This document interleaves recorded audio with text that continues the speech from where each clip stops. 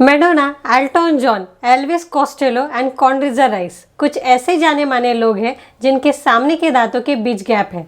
दांतों के बीच गैप वाली फैशन मॉडल देखी जाने भी बहुत कॉमन बात है, बल्कि दांतों के बीच गैप होने, ये जिसे डेंटिस्ट डायस्टेमा कहते हैं, ये बिल्कुल भी शर्मिंदा नहीं है। जैसे कि मैंने आपको प्रीवियस एपिसोड में भी बोला था कि दांतों के बीच गैप वाले लोगों को फर्टिलिटी, रिच और लकी जैसे पॉजिटिव फैक्टर पाए जाते हैं। फिर भी दांतों के बीच गैप होने के बावजूद कुछ लोग अपने दांतों के बीच के गैप पर काफ़ी नाखुश रहते हैं। आज के एपिसोड में अलग अलग तरह के डेंटल ट्रीटमेंट्स के बारे में बताऊंगी, जिनसे दांतों के बीच के गैप को सही किया जा सकता है। कई लोग इस गैप को कॉस्मेटिक रीज़न के लिए कवर करना चाहते हैं, जबकि एक डेंटिस्ट की माने तो दांतों के बीच खालीपन को रोकना और अच्छी आदतें डालना ज़्यादा इम्पॉर्टेंट है, ताकि आपकी ओरल हेल्थ को मजबूती मिले। डेंटल टॉक इस चैनल को सब्सक्राइब कीजिए, बेल आइकॉन पर क्लिक कीजिए तथा लाइक और शेयर कीजिए। दांतों की बीमारियों से मुक्त स्वस्थ जीवन जिए। नमस्कार, मैं हूं doctor Chaitali, dental surgeon from Mumbai. आइए हम डायस्टेमा को ठीक करने के लिए अलग अलग तरह के ट्रीटमेंट्स यानी कि इलाजों के बारे में डिटेल में नॉलेज लेते हैं। बाय द वे, अगर आपने मेरा लास्ट एपिसोड नहीं देखा है तो link is shared in description box, क्योंकि आपको ये भी तो पता होना चाहिए ना कि हमारे दांतों में किन किन रीजन से गैप हो सकते हैं। डायस्टेमा या दांतों के गैप का इलाज। सबसे पहले प्राकृतिक रूप से गैप का भरना। कुछ गैप समय के साथ साथ भर जाते हैं, लेकिन यदि दांतों के बीच गैप 2 मिलीमीटर से कम हो तो गैप भरने की पॉसिबिलिटी ज़्यादा नेचुरल हो सकती है। लेकिन अगर गैप 2 मिलीमीटर से ज़्यादा है तो ज़्यादा एडवांस मेथड और प्रोसीजर फॉलो करने पड़ सकते हैं। फिर दूसरा है ब्रेसेस। डायस्टेमा को ठीक करने का सबसे आम और एक्सेप्टेड मेथड में से एक है ब्रेसेस। ब्रेसेस में एप्लीकेटर का इस्तेमाल किया जाता है, जैसे कि ब्रैकेट्स, वायर और स्ट्रेंथ बैंड, जो दांतों को सही ढंग से खिसकाते और बिठाते हैं। सही पोजीशन में नहीं आने तक धीरे धीरे दबाव डाला जाता है। कुछ मामलों में परमानेंट रिटेनर ज़रूरी होते हैं। फिर तीसरा है प्रोस्थेसिस एंड रेजिन्स।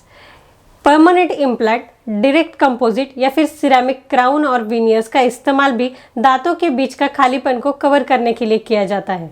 लंबे समय तक काम आने वाली एक और मेथड भी है, जिसे खालीपन को भरने के लिए कंपोजिट रेजिन फिलिंग का इस्तेमाल किया जाता है, जो बिल्कुल नेचुरल दांत जैसा दिखता है।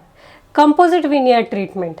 अगर सेंट्रल इंसाइजर में कम गैप होता है तो इस ट्रीटमेंट में दांतों की चौड़ाई बढ़ाकर गैप कम किया जाता है।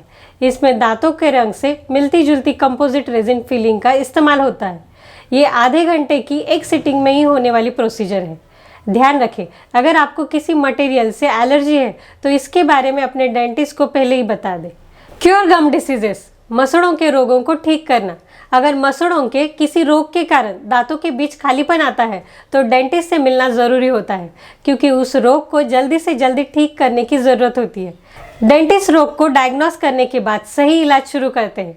अगर मसूड़ों का रोग बहुत एडवांस स्टेज में नहीं है तो dentist less drastic measurement and treatment recommend करते हैं।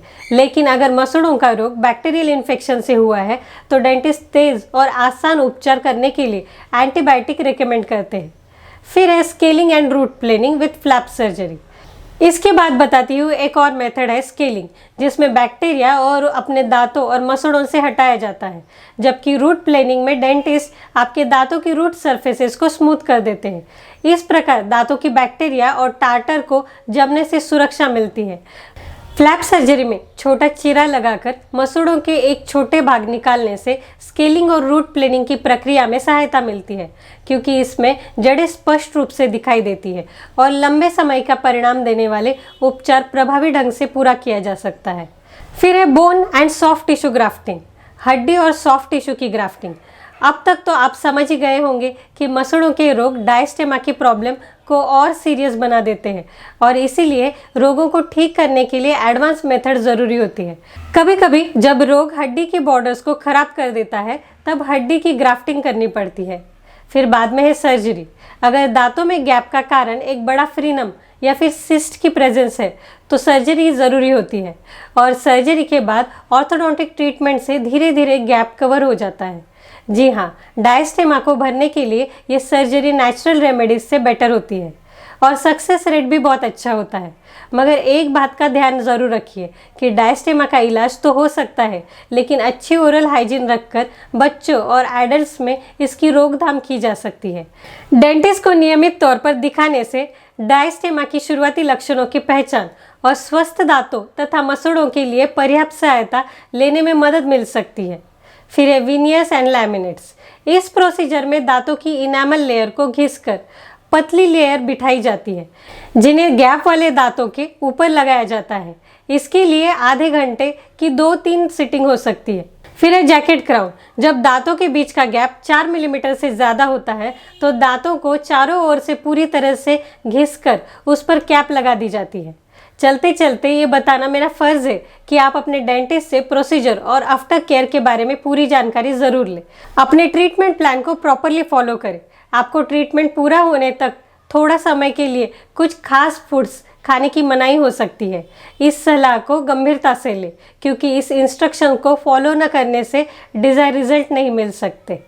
तो चलिए मिलते हैं अगले वीडियो में।